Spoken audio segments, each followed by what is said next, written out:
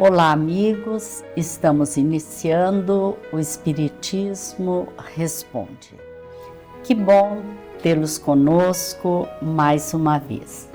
Está conosco hoje Marcelo Ceneda, palestrante espírita da cidade de Londrina, que vai nos falar sobre a orientação deixada por Jesus quando Pedro, aproximando-se dele, perguntou: Senhor, quantas vezes perdoarei a meu irmão quando houver pecado contra mim? Até 7? E respondeu-lhe Jesus: Não vos digo que perdoeis até 7 vezes, mas até 70 vezes 7 vezes. Olá, Marcelo. Uma alegria muito grande ter você novamente conosco e principalmente falando dos ensinamentos de Jesus, não é? Olá, Ivone, a alegria é toda minha. Muito obrigado pela oportunidade. Jesus sempre destacou a importância do perdão, né? O que é o perdão na visão espírita?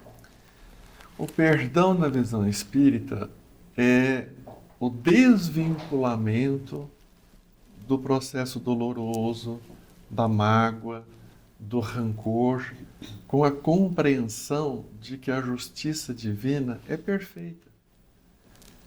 Quando uma pessoa comete um ato falho contra outra, há um débito contraído perante as leis da vida. E necessariamente isso deverá ser ressarcido, reparado, reajustado. E nós podemos e devemos nos libertar daquela situação opressora, daquela mágoa, porque isso faz mal para nós. Então, o perdão no entendimento do Evangelho, da doutrina espírita, é o entendimento de que aquele assunto, aquela pendência, aquele erro será sanado.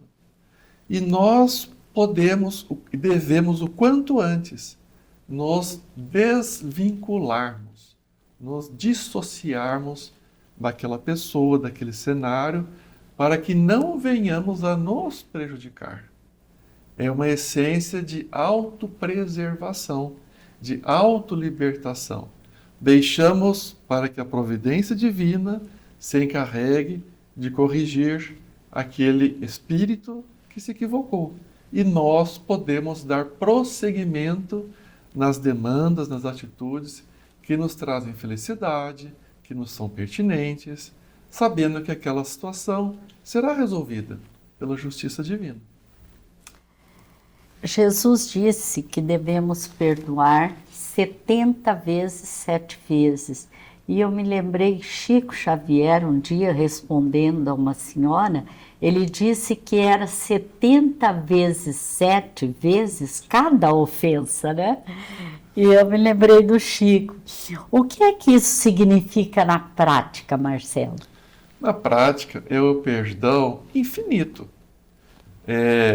À época de Jesus havia esse conceito, né, de perdoar até 7 vezes. E aí o Cristo coloca 70 vezes 7 de uma maneira simbólica, né, uma metáfora, que nós devemos perdoar infinitamente, ou seja, independente das ações críticas que nos atinjam, nós sempre devemos nos desvincular daquele contexto opressor em nosso próprio benefício. Há um conceito equivocado, Ivone, que perdoar seria entregar para o agressor algo nosso muito valioso. Não é isso. Perdoar é saber que podemos e devemos deixar o agressor entregue ao próprio curso das suas obras e nos dissociarmos disso. Mas eu não estou entregando algo de valor para o agressor. Eu estou fazendo um exercício de auto-amor. Eu me liberto daquele cenário perturbado. Certo. E, Marcelo, muitos dizem que perdoando, nós estamos sendo coniventes com o erro.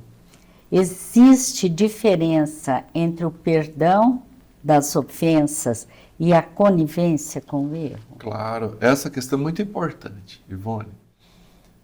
Jamais devemos ser coniventes com o erro.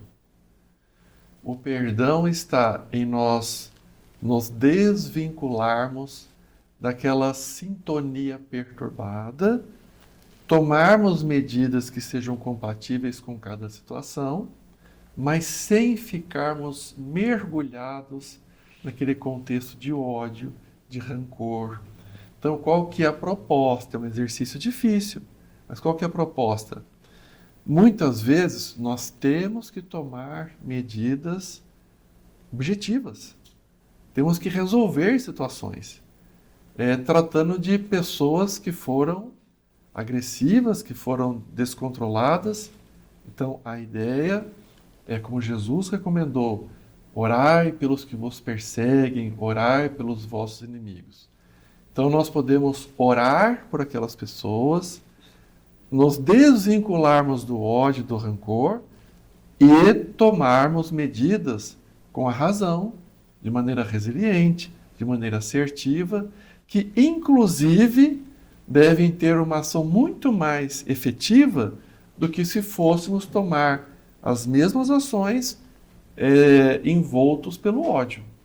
Então, é preciso separar ou ter a proposta, porque é um desafio, tirarmos aquela emoção pesarosa, a mágoa, o rancor, tentarmos separar isso, vermos qual é a medida prática que deve ser tomada, sem nos chafurdarmos naquele contexto desequilibrado, perturbado. Eu reconheço, Ivone, que é um grande desafio, mas é uma proposta para o nosso bem. Se a outra pessoa quer permanecer no ódio, o problema é dela. Nós podemos tomar atitudes que sejam devidas e fazermos este exercício de não nos vincularmos ao cenário desequilibrado. Quando nós falamos em perdão, nós logo imaginamos alguém que tem ofendido, né? Mas há um outro perdão que é considerado tão difícil quanto perdoar o próximo inimigo, né? Que é o auto-perdão, Marcelo. O que você nos diz do auto-perdão? Ivone, nós temos vários aspectos relacionados ao auto-perdão. Algumas vezes pode ser por conta de um orgulho de ter que reconhecer o próprio erro.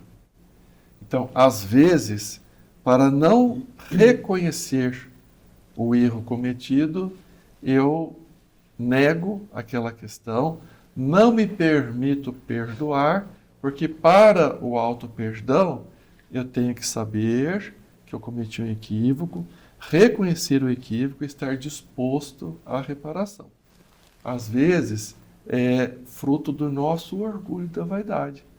Não queremos fazer esse exercício doloroso, né? Essa autoanálise desafiadora e simplesmente nos mergulhamos no sentimento de culpa e remorso. A culpa e remorso são sentimentos que nos aprisionam em uma vibração deletéria. Inclusive, desafetos, encarnados e desencarnados, com frequência manipulam culpa e remorso justamente para nos imobilizar ou para terem mecanismos opressores sobre nós. Culpa e remorso não fazem parte da proposta que Jesus nos trouxe.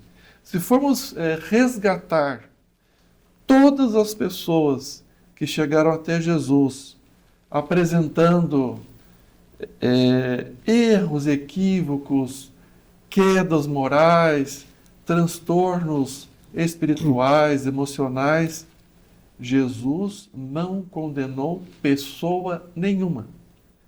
Jesus apresentava a proposta de melhoria, de reeducação e erguia as pessoas moralmente.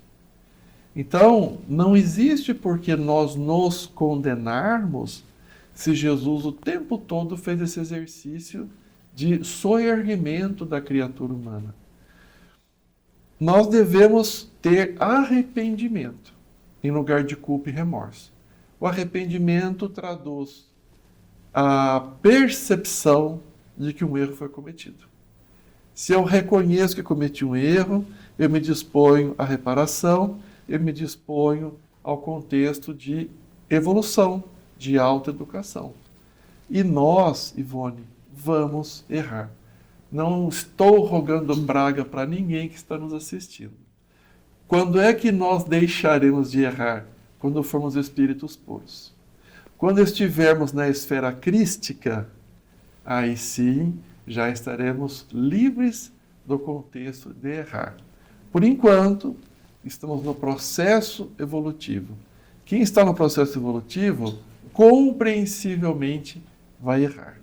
Não é conivência com o próprio erro, mas é uma percepção de que vamos ter desafios.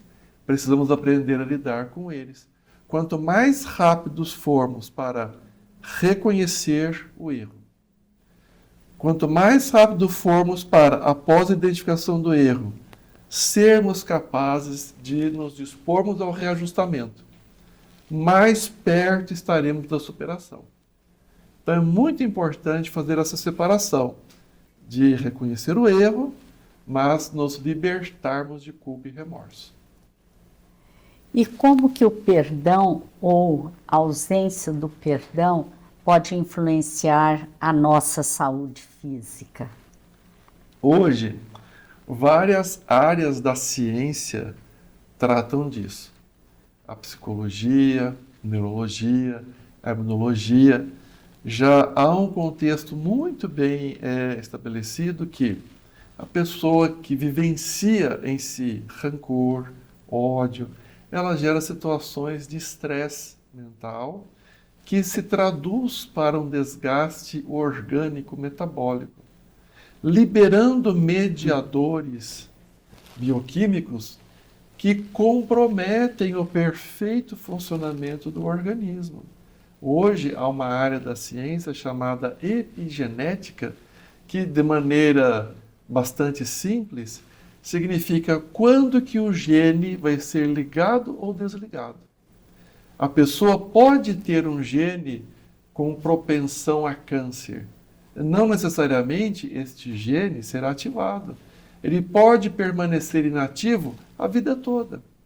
Mas hoje sabe-se que alguns mediadores modulados por estresse, eles podem ativar genes que vão desencadear doenças graves. Então, é uma proposta de saúde espiritual, o perdão. Primeiro, o perdão é uma saúde espiritual, que vai trazer para nós uma saúde emocional, que vai se refletir em uma saúde orgânica. Então, é algo que vale a pena. Tem uma estratégia, Ivone, que pode parecer algo egoísta, pode até ser que seja, mas no nosso atual contexto, pelo menos para mim, faz sentido. É pensar que o perdão é algo para meu benefício. Eu estou trazendo saúde espiritual, emocional e orgânica para mim. E sendo espíritas, tem outro benefício do perdão. Nós sabemos que é da lei divina, que todos os nossos vínculos perturbados obrigatoriamente serão reajustados. Ou nessa, ou na próxima. Então, quem estiver carregando rancor de uma pessoa, seja no trabalho, na família, no contexto social, pense a respeito disso, é a lei de Deus. A pessoa pode falar, eu não gosto que seja assim. Vai continuar sendo. A pessoa pensa, eu quero resolver isso agora ou vou arrastar isso para a próxima? E é uma coisa que dói, né, o Marcelo? A angústia, a mágoa. Como Dói. que a mágoa machuca, né? Aquilo realmente traz uma sensação física, um pesar. né? E aí, pensando nisso, Ivone, vamos resolver já. Aí tem um contexto, mas a pessoa não dá para conviver. Tudo bem. Lá no Evangelho, no tópico Amai os vossos inimigos, está bem explicado. Perdoar não quer dizer que você vai convidar a pessoa para tomar café na sua casa, tomar um chá, porque tem pessoas que não respeitam a confiança que oferecemos. Não se trata disso, está lá. Desejar o bem, orar pela pessoa, estender a mão em caso de necessidade, alegrar-se pelas coisas boas que aconteçam para a pessoa. Pode acontecer de nós não convivermos mais, porque não é possível, mas em nós estaremos resolvendo se desejarmos o bem. Então Deus nos propõe sempre algo que seja possível.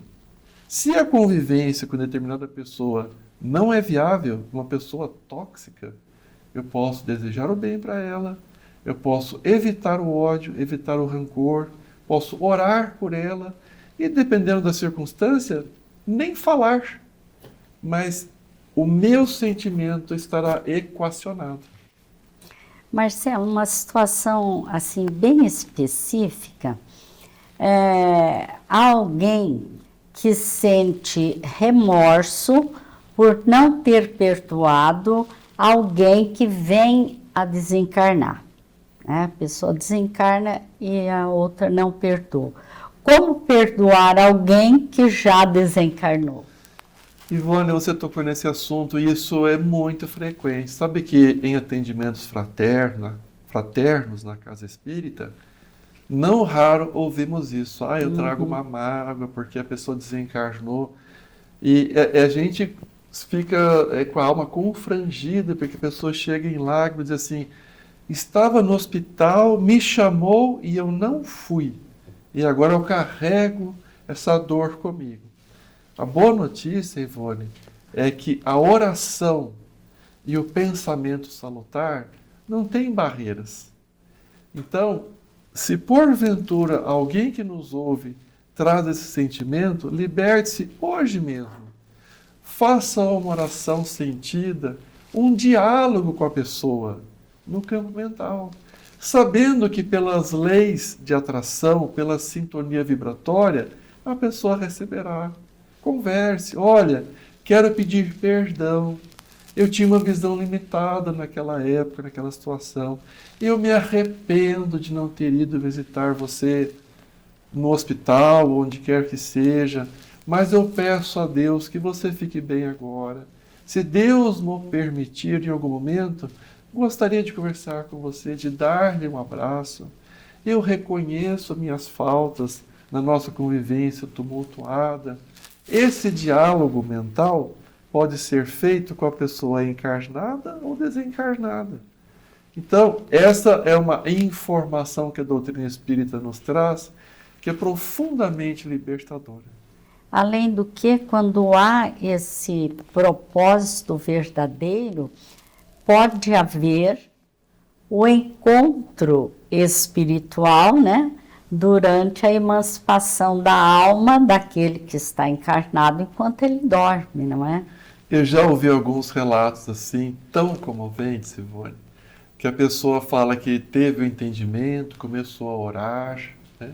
Começou a envolver em sentimentos amorosos, fraternos, afetuosos, e depois de algum tempo, claro que depende muito das circunstâncias de cada espírito, mas já ouvi alguns relatos de pessoas que tiveram essa graça alcançada de poderem se encontrar no plano espiritual e relatam que ao despertar vem aquele sentimento de paz tão necessário para nós.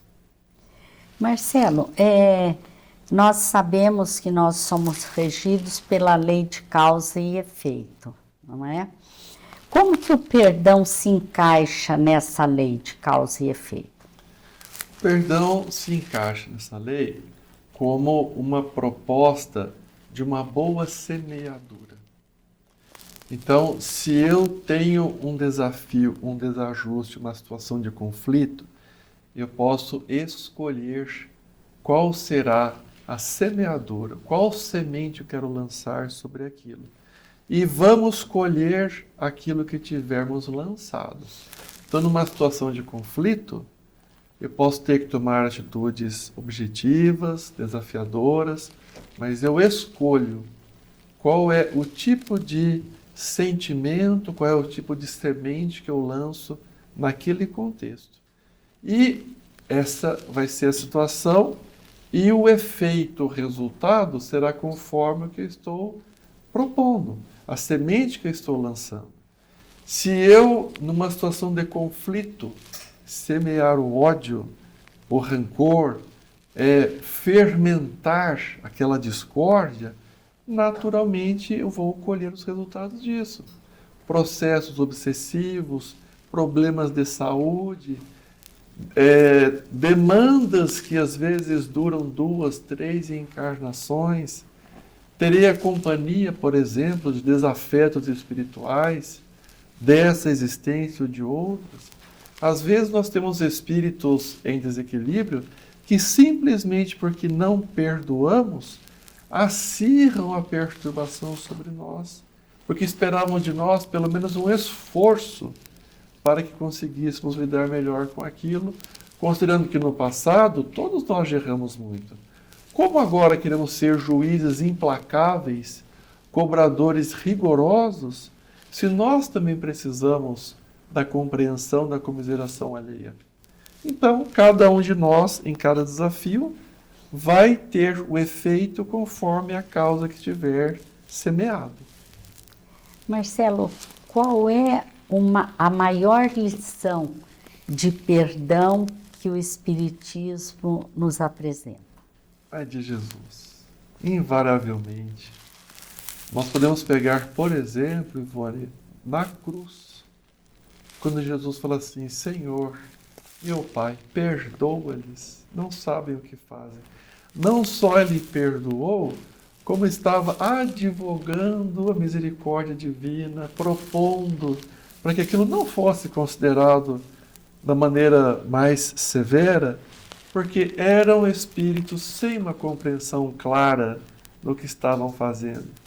Então, Jesus, de maneira muito evidente, além de propor o perdão, ainda estava envolvendo com a sua amorosidade aqueles que estavam fazendo a crucificação dele.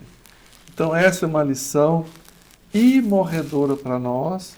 Compreensivelmente, não estamos em condições de agir com tamanha grandeza de coração, mas certamente muito inspiradora, para que nós, nos desafios que tivermos, nos atritos que nós lidamos todos os dias, também possamos pensar assim: talvez a pessoa não saiba o que está fazendo, não é? Isso nos leva a concluir que perdoar é compreender o outro, né? Compreender a sua condição evolutiva, o estágio, a sua condição emocional naquela hora, né? É compreender o outro. Como nós precisamos que Ser nos compreendido. compreendam. Ser compreendidos, exatamente. É bem isso mesmo. Marcelo, a nossa gratidão a você por estar aqui. Já fazemos o convite para que você venha em outras oportunidades. Ivone, que eu agradeço, é sempre uma grande alegria, uma honra estar aqui. Muito obrigado. Muito obrigada mesmo. Gratidão também a todos vocês que estão nos assistindo e nos despedimos desejando a todos muita paz.